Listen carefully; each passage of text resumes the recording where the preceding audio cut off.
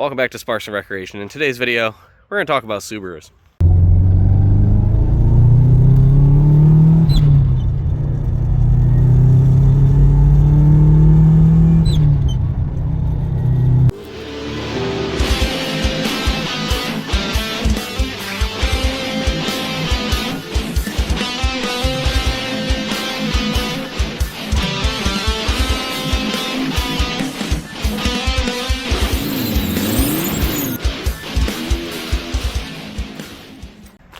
For those of you who don't know, I have been buying and selling used Subarus here at my car dealership, which is what funds all these videos, is our little car dealership, for about 13 years. I've sold thousands of Subarus, and I almost never buy WRXs. At one point in my life I did.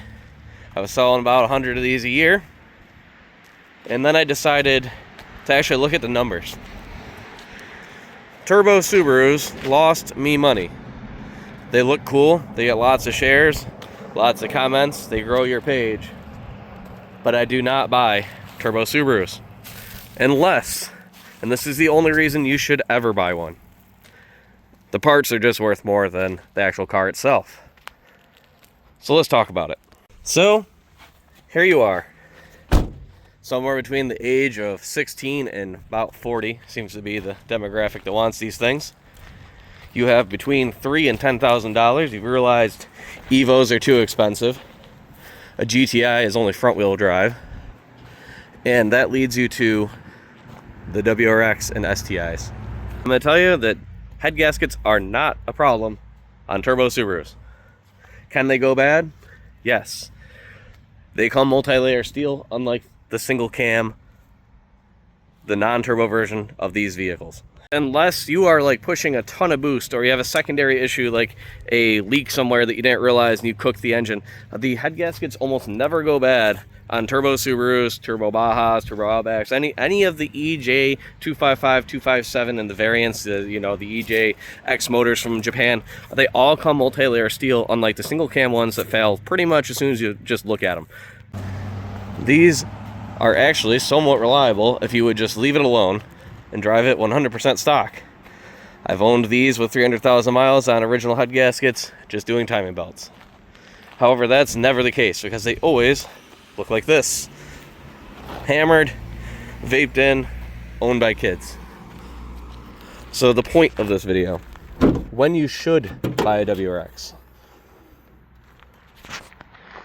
When the value of the parts are worth more than the car itself, so that when it blows up 2 seconds into owning it, you are ahead. Right off the bat, if it is a WRX of any year, 02 through current, if it's under $10,000, you might as well assume that it is junk. Straight up. It's either rotted out, either has major issues, or is going to be a money pit. Anything that is under $10,000 is likely going to be a nightmare. The reason for that is that enthusiasts that have owned these things for long enough to know that a well-sorted one that you could actually take on a road trip without just constantly worrying is going to get 10 G's for it. That's just reality, man. It's unfortunate, but it's true. So when you see the one on Marketplace for $5,000, you're like, oh my god, I'm gonna buy that. Should be pretty reliable. It's a Subaru.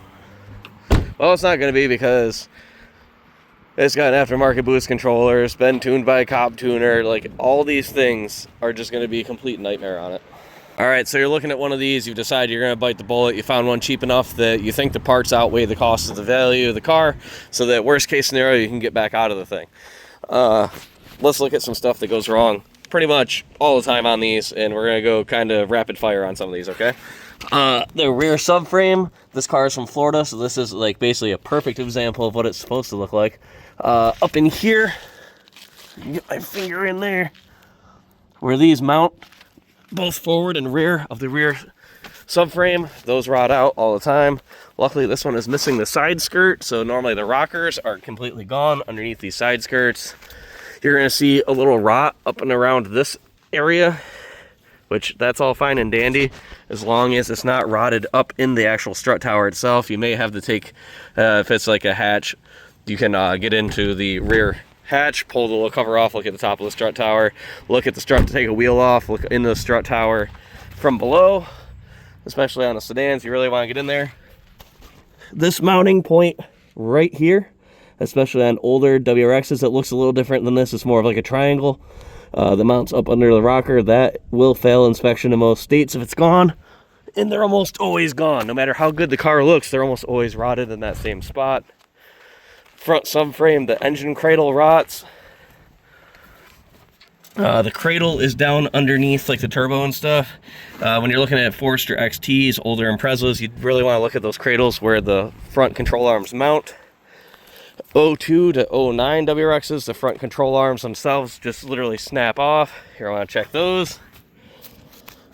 Up underneath here, that lower control arm is what I'm talking about. Specifically on 02 to like 07, those control arms rot from the inside out, so you really want to keep an eye on them. Almost all of these are going to have the dual overhead cam turbo. It's either going to be a 2 or 2.5 EJ series motor. Generally, as long as you keep them stock, they run forever. The second you start doing anything, you have to go get tunes, and no, these little cob access ports are not good enough for a tune. This one has this with just a 93 off-the-shelf tune. If I was to keep this for any time other than just sell it, I would certainly go get a pro tune done, because every car is a little different, and the tune makes a huge difference on these vehicles' reliability if you're going to start modding it like this. Bring a scanner with you and make sure you run all monitors and make sure that every monitor is set. People will clear the codes, obviously, when you go there. Most common things are going to be timing, advance, over advance, so like P0011, P021, whatever those ones are.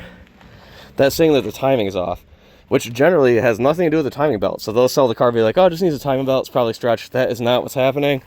You most likely have an issue with either VVT solenoids or the cam gear, or there's some kind of blockage somewhere in the engine. You got to pull the screens out of the banjo bolts. There's all sorts of stuff that goes wrong causing those codes, and they will come on before you can get a sticker for these things, because you'll have to set the monitors. If it is a 5-speed car, check third gear. That's power gear. That's normally the one that goes bad first. Fifth gear, a lot of times you'll get this really loud, just like kind of humming noise. It's almost like a high pitch mechanical drone.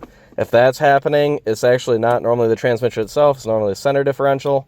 Another problem with center differentials on both 5-speed and 6-speeds, go do some tight figure eights on pavement when you're test driving it. If it bucks at all, it most likely has a bad center differential.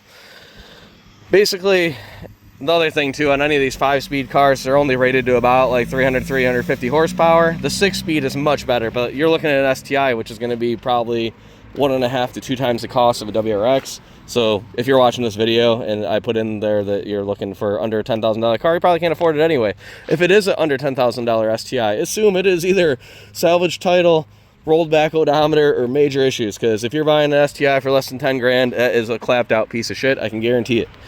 So those are some of the major issues that you can see right off the bat. These cars have all sorts of little nitpick issues as well, but those are the main ones that you got to look out for.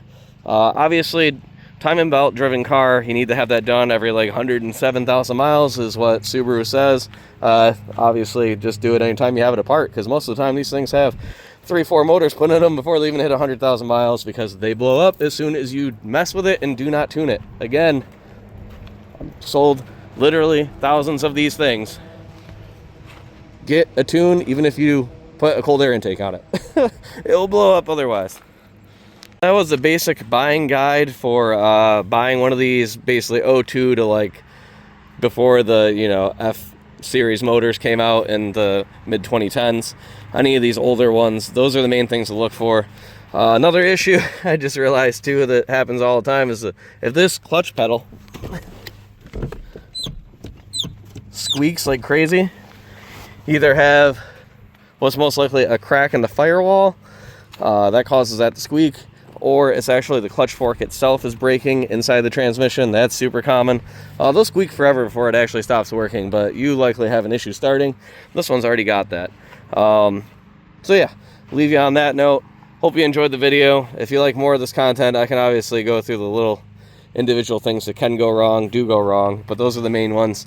If you're buying one, Never overpay for these things. They're not worth nearly what they say they're worth. And it's gonna blow up on you if you're paying very little money for it. I guarantee it. Catch you in the next one.